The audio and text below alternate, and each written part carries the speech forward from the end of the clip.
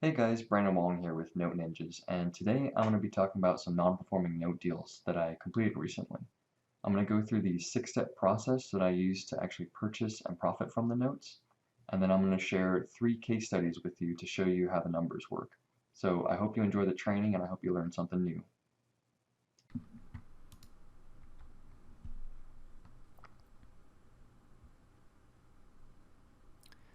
So without further ado, a tale of 3 notes. Before we get started, I'd like to go through a quick disclaimer with you. This course is for instructional purposes only. I'm not an attorney, CPA, accountant, or a financial advisor. I'm not giving legal or tax advice. We'll be addressing topics of raising funds. However, this presentation is not a general solicitation for investment funds. So a little bit about me. I'm based out of Dallas-Fort Worth, Texas. I've been buying notes since 2010, and I've purchased or managed over 70 notes. I've advised a law firm in 2015 in the sale of a rather large portfolio of junior liens. I believe the cumulative balance on that was about $14 million. I'm also the owner of Claro Capital, which is a distressed debt investment firm, and I'm the co-founder of Veteran Realty Group. We're a local real estate company that supports the veteran community. We help veterans buy and sell homes. So I have a real estate background as well as a note background.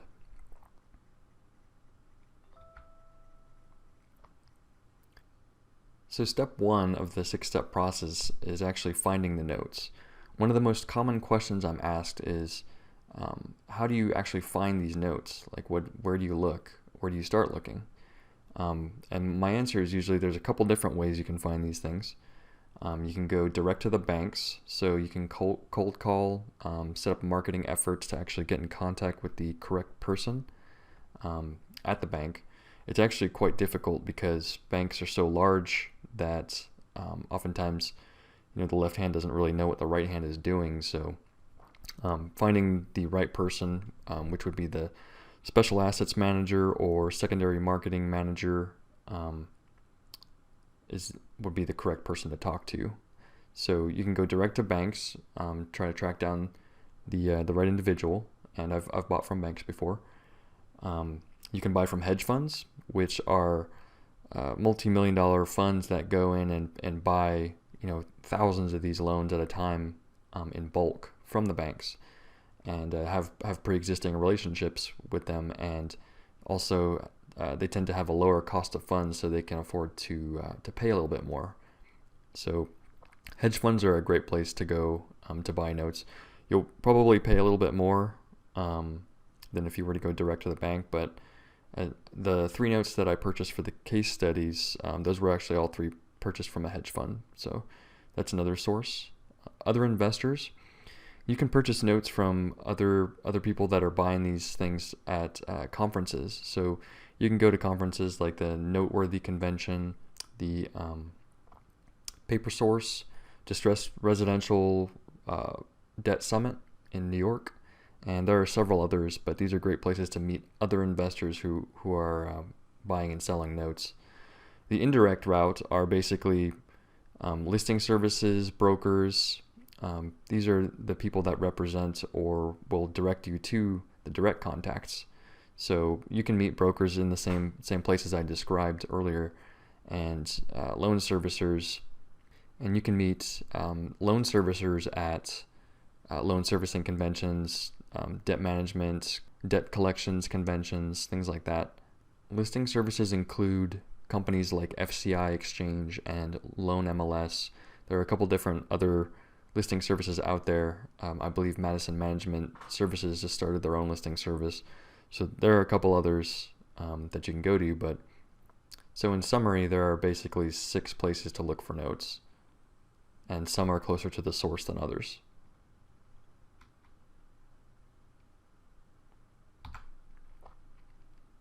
Step 2 of the 6-step process is to actually complete your due diligence. Due diligence is going to vary from asset type to asset type. The specific type of asset that I look for is a non-performing junior lien that's behind a performing senior. So what that means is that the borrower has stopped making payments on their second mortgage, but they're still making payments on their first mortgage. So that communicates a couple of things to me. Number one, the borrower has an income, because otherwise how are they paying the first? And number two, they probably want to stay in the home. Most people don't like to move unexpectedly. So the way I verify senior status is through a credit report. So sometimes you can get a credit report through the seller, whether it's a bank or a hedge fund. Oftentimes they're able to pull credit, or you can set up your own credit pull account. I use Kroll Factual Data to pull my credit reports.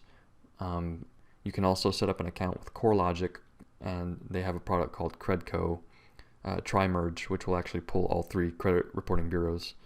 So when you look through the credit report, when you're reviewing the credit report, you're looking for certain behavioral patterns. So number one, obviously, you're going to look at the senior mortgage on their home and make sure that they're making payments. Additionally, you can look at other lines of credit and make sure that they're paying their credit card on time, make sure they're paying their car on time, their car note. And you can go down the list and just see what type of borrower, what type of personality. Are they a one-time late payer, or are they consistently just missing payments on everything? So obviously the less default they are on other lines of credit, the better for you. A credit report will also show you bankruptcy information, so you can tell if your borrower is in bankruptcy or has recently filed. So that's important, because bankruptcy essentially stops the foreclosure process. So if you buy a note that's in bankruptcy, that may not be a bad thing. You just need to be aware of that. Bankruptcy essentially stops foreclosure. It's called an automatic stay, and that's just something that could stall your exit strategy. The next step in the due diligence process is to get an estimate of value of the property. So a BPO, that stands for Broker's Price Opinion. That's where you have a real estate agent who's local to the market where the property is located and has a strong knowledge of the area, will go through and pull comparable properties to the one that's securing your loan, and they'll tell you what they sold for and what amenities, things like that. They'll compare your property to the others around them and tell you an approximate value of the home. Now you have to be aware that the type of BPO that they pull, they need to know what your intentions are. So ask them for distressed comps as well as retail comps, so you can account for both scenarios. Now, BPOs are not always perfect, but they give you a solid reference point if you take into account other things like automated valuation models, which are not very good, but they give you kind of a ballpark figure. An example of an automated valuation model is Zillow and the Zestimate that they provide. So you generally don't want to make a decision based on that alone, because they're not usually that accurate. The BPO will probably be one of the best indicators of value of the property. So it should include a drive-by where an agent checks on the property just to make sure that it's not burned down or there's no major damage to the outside or negative externalities. So once you've got a solid grasp on what you think the property's worth, you compare that to the unpaid balance on the senior, and you have an idea of whether or not the property has equity beyond the first. So if it has equity beyond the first, you might pay a little bit more money for that. If there's no equity beyond the first and you're considered a quote-unquote unsecured lien holder, then you might pay a little bit less for that. So an O&E is the next step of the process, and that's short for Ownership Encumbrance Report. An Ownership Encumbrance Report shows you all the liens and judgments and documents recorded against the public record of the home. And it'll also indicate back taxes, and it should give you a copy of all the relevant documents that support all their findings. So once I'm sorry, I say they, but so there's a company that will actually pull O&Es for you pretty quickly. The name of the company is ProTitle USA, and I've used them in the past, and they do a great job of pulling the required documents in a timely manner. So what you're looking for on the O&E is to see if your lien is still secured. Generally, it varies whether or not I order an O&E. So if the property has equity beyond the first mortgage, I typically do order an O&E on something like that and a BPO, because the capital outlay is higher. I'm going to pay more for that loan. Now, once you've completed your title research with the O&E, and you see that the taxes are current, etc., and everything looks good in there, your lien is still secured and you're in the correct position, then you can move forward with the collateral file research, which is basically making sure that all of the documents are in order. More specifically, you're making sure that there are no gaps in ownership. So you want to see a complete chain of allonges and assignments from the originating lender. So what that means is allonges assign the original note to the next owner. Assignments assign the deed of trust or the mortgage to the next owner. So you're looking for a complete chain from all the way from the people who originated the loan to you, or I'm sorry, to your seller, so that when you actually get the note, and if you have to go to foreclosure, then that won't be a major sticking point for you. I've seen foreclosures get shut down pretty quickly when the attorney can't produce the correct documentation. Sometimes you'll also get other documents in the collateral file. It could be previous due diligence that was done by the seller. It could be payment history, servicing notes. Those are items that I don't see very frequently, but every time I see an assignment of mortgage and an assignment of note, and I always ask to see a complete chain. Now, if the seller does not feel comfortable providing those documents to you for whatever privacy security reasons, there is a third-party company that can take care of that for you and act as kind of a middleman. The name of the company is Richmond Monroe, and they actually help facilitate this transaction.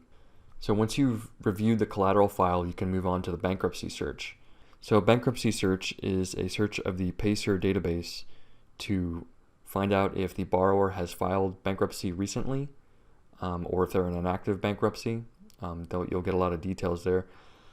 I actually like using Pacer because it'll give you a lot of insight into the borrower. You can see if the borrower had child support payments that they were paying out, what kind of debts they had prior to the bankruptcy being discharged. You can see who the creditors were. There's a lot of detail in there to help you make a educated decision.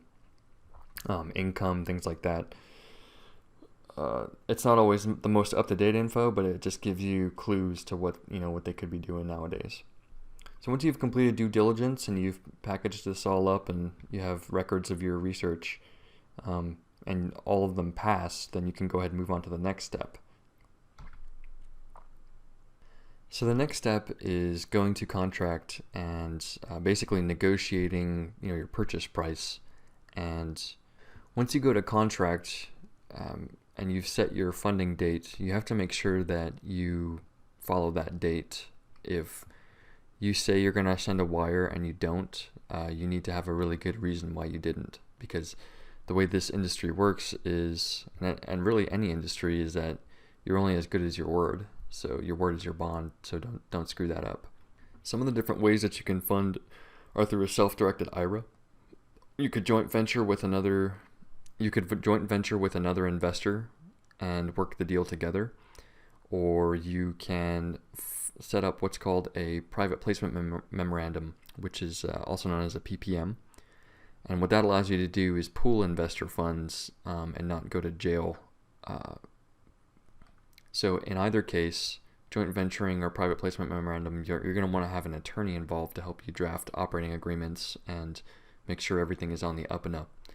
So whichever method that you choose to fund the note, you typically have a timeline that you have to abide by, and I've seen that range from 2 days to 2 weeks, so sometimes even longer. It just depends on the seller you're dealing with. So with the deals in the case studies that I'm going to share with you, the seller expected us to fund within 5 business days. So those are just some ideas to give you, expectations for timelines. Now, what a lot of people find unusual about this industry is that people generally don't use escrow.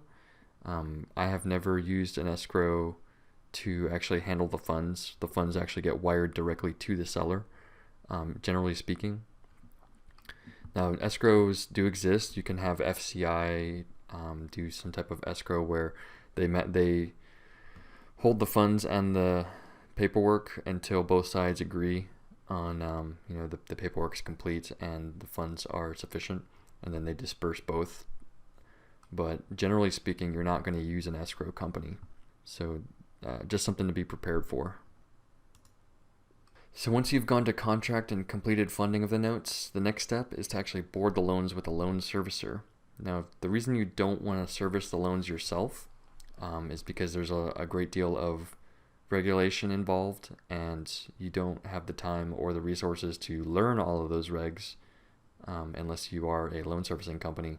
And so that's why you want to board with a loan servicer. We use Madison Management Services for some loans, and we use FCI for others. There are several other pretty good servicing companies out there. Peak Loan Servicing is another. And so use a loan servicer. Collateral storage, so we don't keep our loan files on site. We just get digitals of them, and we keep them in a vault stored with a company called Richmond Monroe. Now, Richmond Monroe can provide not just storage, but also logistical support. So if you need your assignments recorded, they can handle that for you for a small fee. They'll also help you track down missing assignments and solve administrative issues that can plague note investors.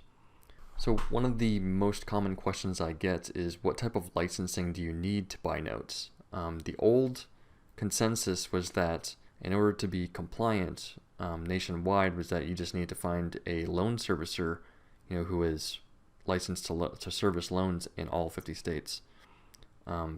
That's no longer the case, or I don't know that was ever the case. These are the states that I know about.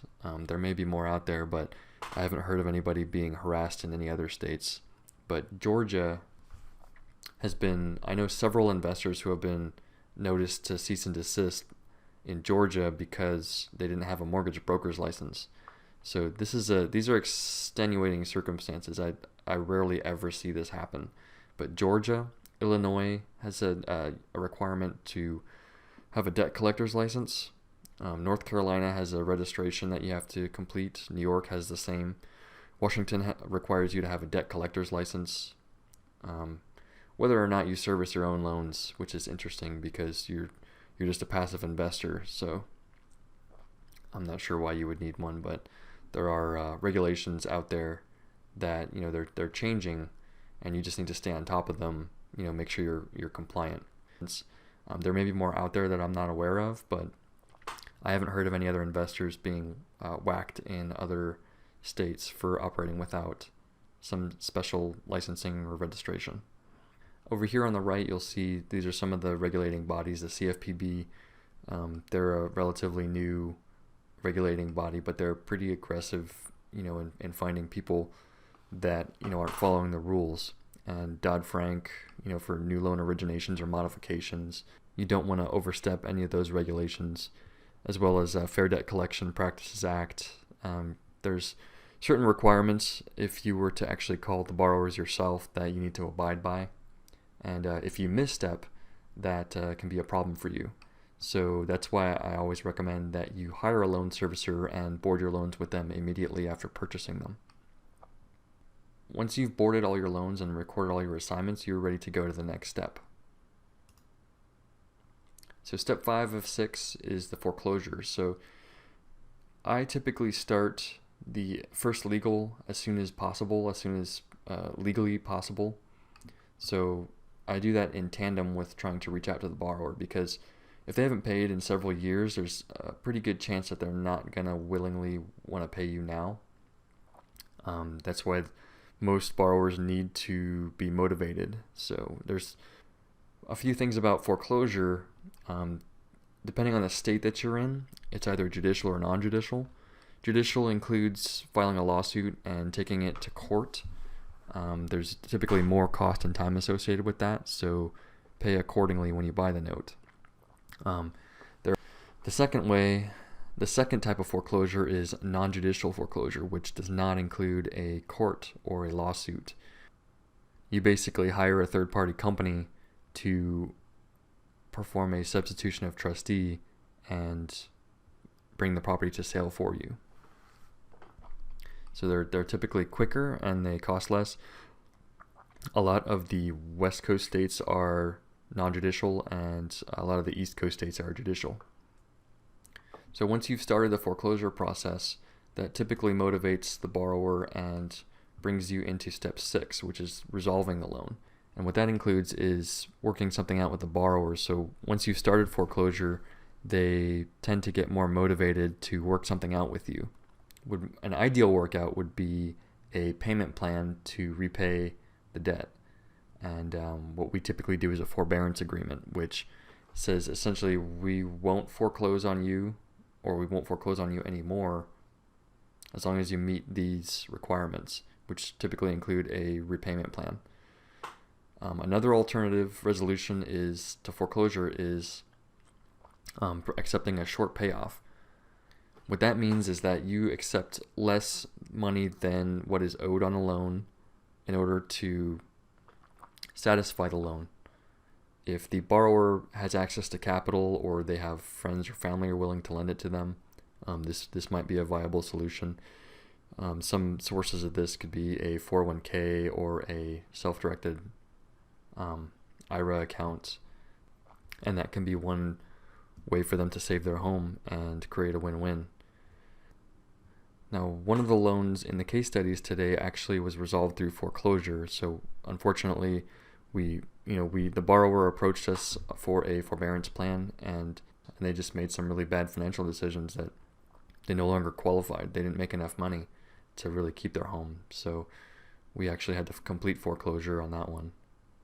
That's one way for you to recover your capital. Foreclosure can go one of 3 ways. Somebody can bid on it at the auction, and in which case you would get paid out a certain portion. You can end up with ownership of the property if nobody bids at the auction, or you can suspend or postpone the foreclosure. Those are the only 3 options. So if it goes to sale, you get paid out. If it does not go to sale and you end up with the property, you can turn it into a subject to rental property. Now, if it cash flows beyond the first mortgage payment, then you can probably keep it long term. If it does not, you can either elect to pay the first or not, and try to recover your initial investment that way. Those are a couple of the possibilities after you've started foreclosure. Now I'm going to share some case studies with you that will show this process in action. So we bought these 3 notes back in July. We funded them on the 10th, and we paid between 19 and 26 cents. They were all junior liens, non-performing behind current seniors. Only one of them had equity beyond the first, so we buy notes that are both underwater and have equity. You can see that we paid a little bit more for the one with equity in Washington. And the cumulative purchase price was $33,000. So once we funded the notes on the 10th, we went ahead and boarded them not long after, and then we sent the foreclosure package. Those are the dates. And we sent a demand letter out on the listed dates. The demand letter is basically you reaching out to the borrower saying, hey, you still owe this money, you need to start paying, or we're going to take action. It's typically accompanied by some loss mitigation options. Now, we sent the demand letters out, and then we had a couple of different resolutions here. So in Washington, property went to sale in February.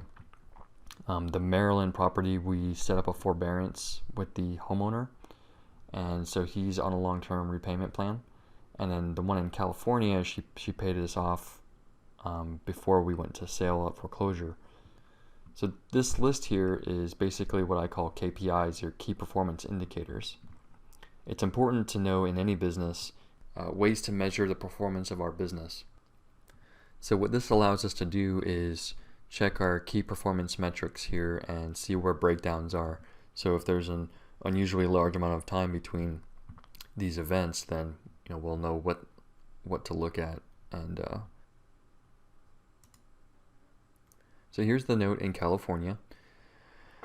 We purchased it. You could see here we purchased it in July of 2015, and there were some initial due diligence and boarding costs and the servicing fees.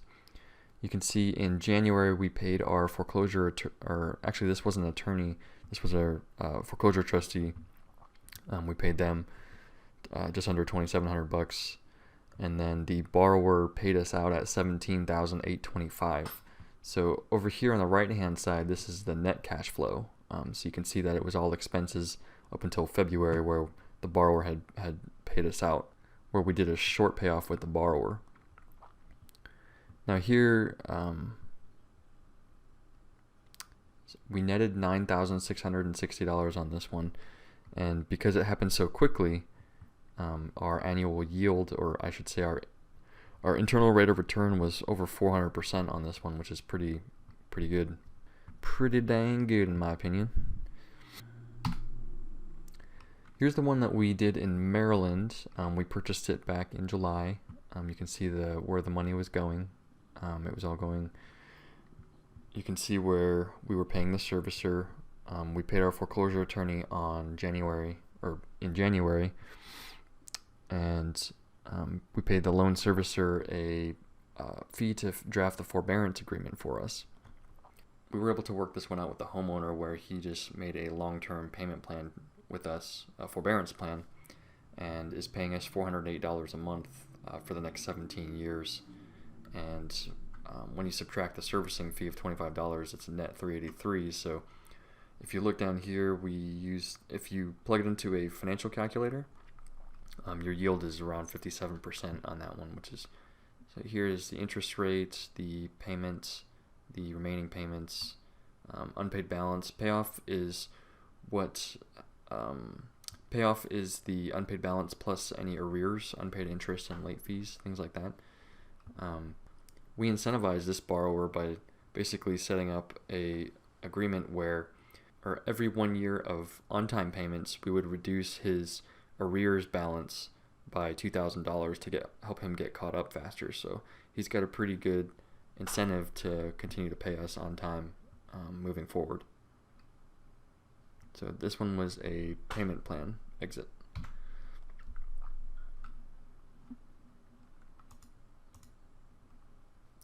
The one in Washington went to foreclosure. So here's the initial foreclosure deposit, same fees as the other notes. We upgraded to full collection servicing in February because the borrower reached out to us, and we went ahead and had the loan servicer handle the application for forbearance. He did not qualify. They didn't make enough money to have a reasonable debt to income ratio, so we weren't able to work something out. So that one actually went to sale, and this one netted $21,307, which is over 100% return through the internal rate of return formula. So the end result was, with those three notes, we had a capital gain of $31,000, and then we have a long-term cash flow of almost $400 a month for quite a while. I don't anticipate that it'll take 17 years because the average person in America moves every 7 to 10 years. So he's probably going to want to either refinance or move somewhere in that time. So, but we're perfectly okay with him staying as well. It only took about 20 to 25 hours of work. I didn't actually spend a great deal of time working on this. The due diligence and raising money was where I spent the bulk of my time. After that, it was just filling out paperwork, answering phone calls, and working things with the attorneys and just making sure things were moving forward. If you have any questions, please email me at brandonw@noteninjas.com. You can also subscribe to our blog there. We talk about deals that we do and challenges that we face as note investors. So thank you and have a good day.